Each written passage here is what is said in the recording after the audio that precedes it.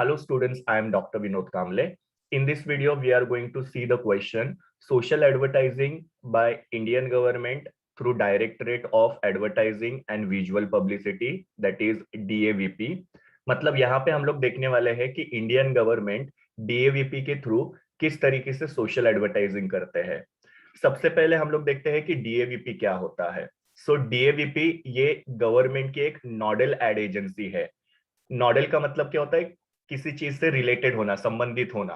सो ये गवर्नमेंट के संबंधित एक एडवर्टाइजिंग एजेंसी है जो गवर्नमेंट के लिए एडवर्टीजमेंट्स बनाते हैं, जिसमें वो अलग अलग मिनिस्ट्रीज के लिए एडवर्टीजमेंट बनाते हैं। मिनिस्ट्रीज मतलब क्या होता है? जो अलग अलग डिपार्टमेंट होते हैं, जैसे कि रेलवे मिनिस्ट्री होती है, फाइनेंस मिनिस्ट्री होती है, HR मिनिस्ट्री होती है। तो ये सबके लिए वो एडवर्टीजमेंट बनाते हैं। फिर बाद में गवर्नमेंट के जो ऑर्गेनाइजेशंस है, जिसमें पब्लिक सेक्टर अंडरटेकिंग हो सकते हैं और ऑटोनोमस बॉडीज हो सकते हैं, तो उनके लिए भी यहाँ पे DAVP जो है वो एडवर्टीजमेंट बनाते हैं। सो बेसिकली DAVP जो है वो क्या करते हैं? गवर्नमेंट के एडवर्टीजमेंट बनाने वाली एड एजेंसी है। और DAVP का फुल फॉर्म क्या है? तो directorate of advertising and visual publicity. अगर आपको DAVP का मीनिंग लिखना है तो आप कैसे लिखोगे? तो DAVP means directorate of advertising and visual publicity, और ये एक गवर्नमेंट की नोडल एजेंसी है फॉर एडवर्टाइजिंग पर्पस, जो गवर्नमेंट के लिए एडवर्टीजमेंट बनाती है। तो इसको DAVP बोला जाता है। नाउ DAVP जो है, इसमें अलग अलग डिपार्टमेंट्स है, जहां पे एडवर्टाइजिंग विंग है, एग्जीबिशन विंग है, मास मेलिंग विंग है, आउटडोर पब्लिसिटी विंग है, रिसर्च विंग है और लैंग्वेज विंग है। ना विंग का मतलब क्या होता है? डिपार्टमेंट्स। सो एक पर्टिकुलर डिपार्टमेंट है जो प्रिंट एडवर्टीजमेंट्स बनाते हैं। दूसरा विंग जो है वो एग्जीबिशन का काम देखता है। देन मास मेलिंग, जैसे कि आप लोग देखते हो कि गवर्नमेंट के बहुत सारे इंफॉर्मेशन जो होती है वो SMS के थ्रू लोगों को इन्फॉर्म किया जाता है। जैसे कि इलेक्शंस होते हैं तो इलेक्शंस के बारे में लोगों को SMS के थ्रू इन्फॉर्म किया जाता है, या कोई भी पैंडेमिक सिचुएशन होता है तो उसके बारे में लोगों में अवेयरनेस क्रिएट करने के लिए SMS के थ्रू इन्फॉर्म किया जाता है। तो ये सारा जो काम होता है वो मास मेलिंग विंग की तरफ से देखा जाता है, कि जहां से सबको SMS भेजे जाते हैं। देन आउटडोर पब्लिसिटी विंग, जहां पे आउटडोर गवर्नमेंट के जो एडवर्टीजमेंट्स होते हैं वो करने का काम देखा जाता है। रिसर्च विंग जो बेसिकली रिसर्च का काम देखते हैं कि किस तरीके से एडवर्टीजमेंट करना है, कहाँ पे एडवर्टीजमेंट करना है, कौन से मीडिया में एडवर्टीजमेंट करना है, तो वो पूरा रिसर्च विंग देखते हैं। और लैंग्वेज विंग, बिकॉज इंडिया जो है मल्टी लैंग्वेज कंट्री है, तो यहाँ पे अलग अलग लैंग्वेजेस के अंदर एडवर्टीजमेंट बनाने पड़ते हैं।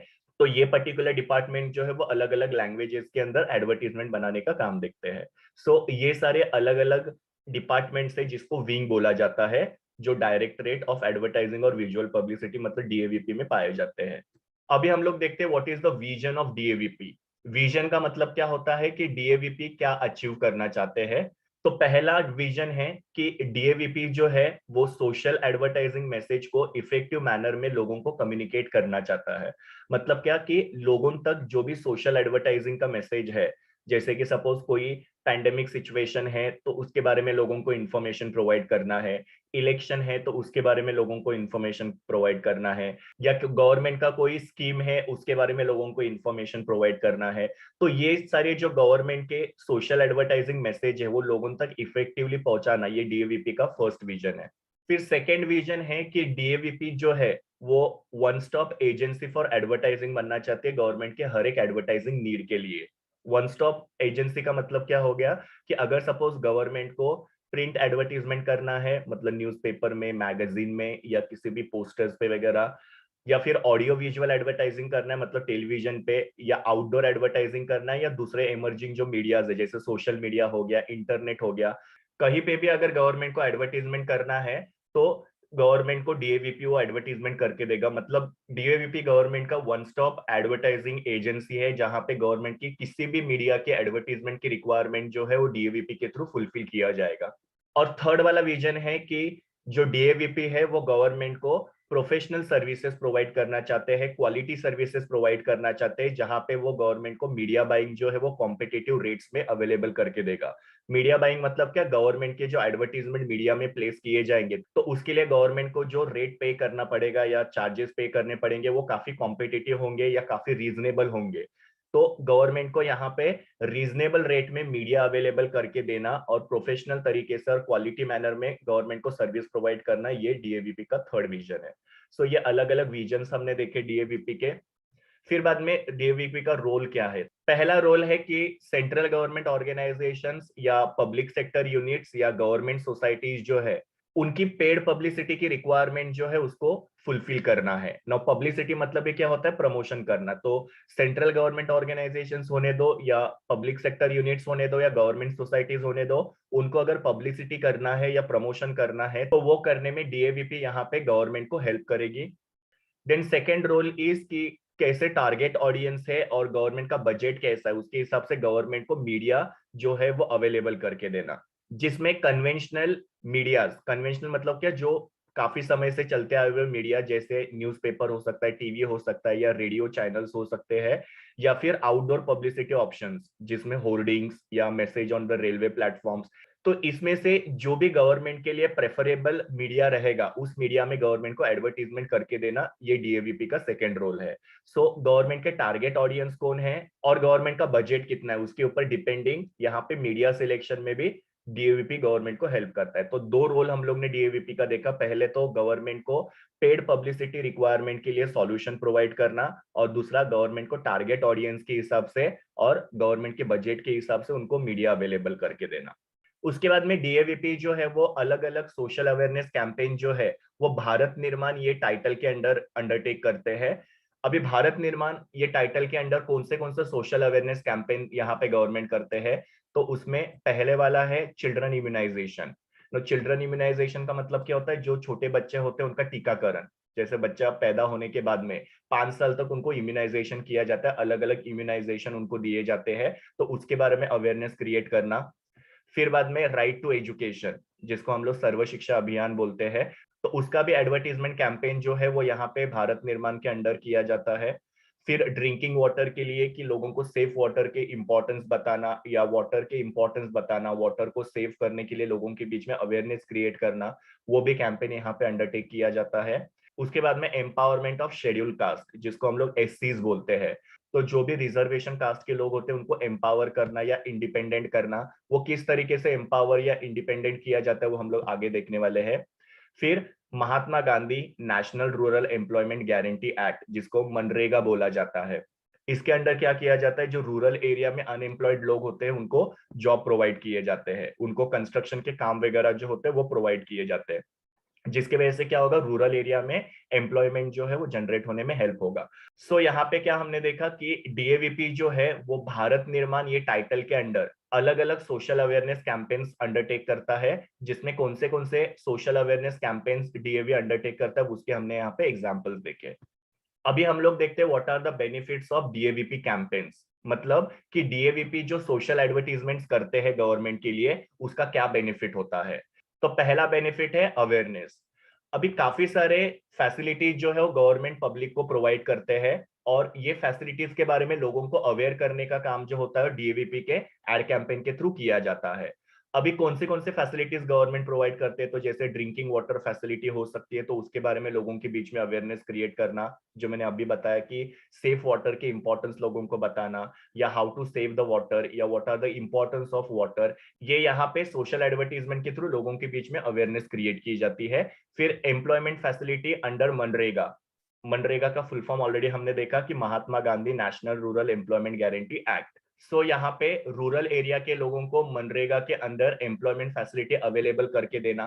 तो ये सारी फैसिलिटीज जो है, और इसके अलावा भी काफी सारी फैसिलिटीज गवर्नमेंट जो है वो पब्लिक को प्रोवाइड करते हैं, तो उसके बारे में यहाँ पे डीएवीपी एड कैंपेन के थ्रू लोगों के बीच में अवेयरनेस क्रिएट किया जाता है। और उसी के साथ हमारे यहाँ पे सोसाइटी में काफी सारे इश्यूज है और काफी सारे कंसर्न्स है, मतलब बेसिकली हमारे यहाँ पे सोसाइटी में काफी सारे प्रॉब्लम्स है, और वो प्रॉब्लम्स के बारे में भी यहाँ पे डीएवीपी जो है वो अपने एड कैंपेन के थ्रू लोगों के बीच में अवेयरनेस क्रिएट करता है।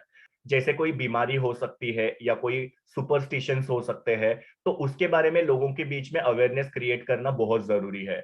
जैसे डाउरी के अगेंस्ट एडवर्टीजमेंट कैंपेन बनाना, या फीमेल चाइल्ड के लिए एडवर्टीजमेंट बनाना, या एजुकेशन के लिए एडवर्टीजमेंट बनाना, या कोई भी पोलियो जैसी बीमारी हो सकती है या कोरोना वायरस जैसी बीमारी हो सकती है। तो ये सारे हमारे सोसाइटी के इश्यूज है या कंसर्न्स है या प्रॉब्लम्स है, इसके बारे में डीएवीपी के एड कैंपेन में लोगों के बीच में अवेयरनेस क्रिएट किया जाता है। तो उससे क्या होगा कि वो जो इश्यूज है और जो कंसर्न्स है वो सोसाइटी में रिमूव करने में हेल्प होगा।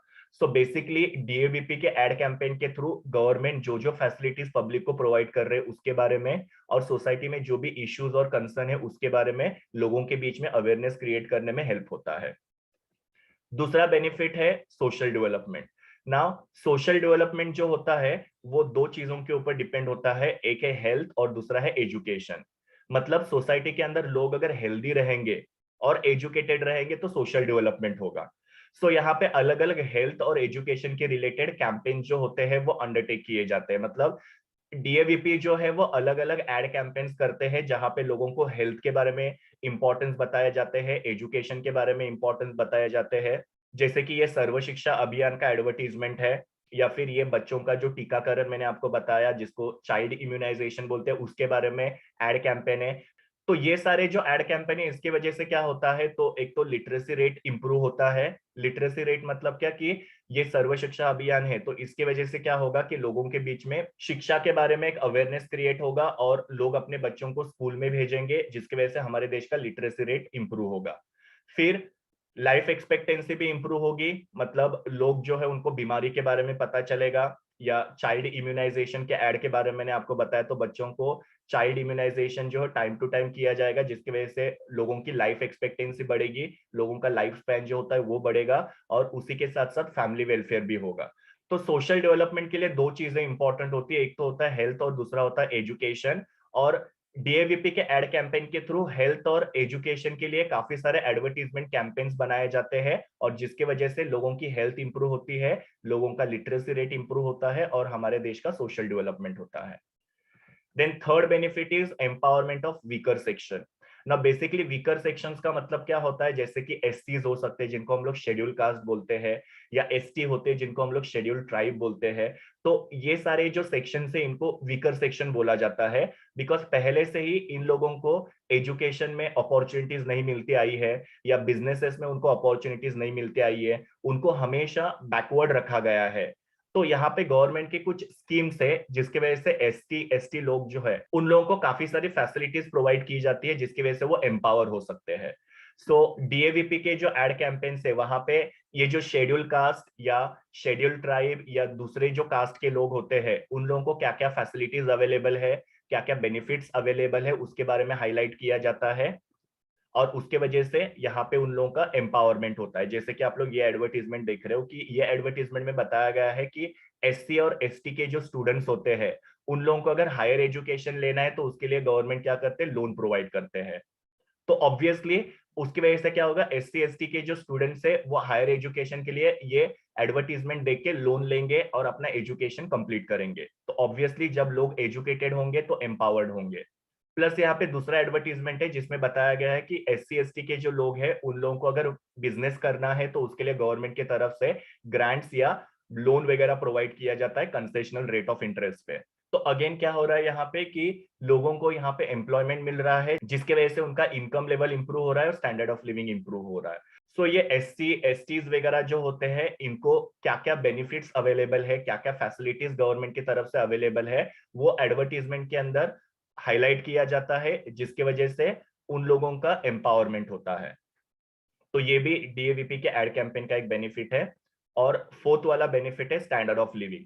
ना मैंने आप लोगों को मनरेगा के बारे में ऑलरेडी बताया कि मनरेगा जो है ये एक एक्ट है जो गवर्नमेंट ने पास किया है जिसके थ्रू क्या किया जाता है कि रूरल एरिया के जो लोग हैं या सेमी अर्बन एरिया के जो लोग हैं उनको एम्प्लॉयमेंट अपॉर्चुनिटी अवेलेबल करके दी जाती है। बिकॉज क्या होता है कि रूरल एरिया में लोग एग्रीकल्चर के ऊपर डिपेंड होते हैं और एग्रीकल्चर जो होता है वो अनसर्टन होता है because it is completely depend on the rainy season. और जिस तरीके से हमारे यहाँ पे रेनी पैटर्न जो है वो चेंज होते जाता है उसकी वजह से एग्रीकल्चर में काफी सारे फार्मर लोगों को लॉस होता है। प्लस काफी सारे लोग जो उनके पास खुद का लैंड अवेलेबल नहीं होता है एग्रीकल्चर करने के लिए और एग्रीकल्चर करने के लिए अगर उनके पास लैंड अवेलेबल भी होगा तो एग्रीकल्चर जो होता है सीजनल बिजनेस है, जहां पे लोगों को 5 या 6 महीने एम्प्लॉयमेंट मिलता है और उसके बाद में फिर लोग अनएम्प्लॉयड होते हैं। तो मनरेगा जो है, जिसको Mahatma Gandhi national rural employment guarantee act बोला जाता है, उसके अंडर यहाँ पे बहुत सारे जो रूरल एरिया के लोग हैं और सेमी अर्बन एरिया के लोग हैं उनको एम्प्लॉयमेंट अपॉर्चुनिटीज अवेलेबल करके दी जाती है।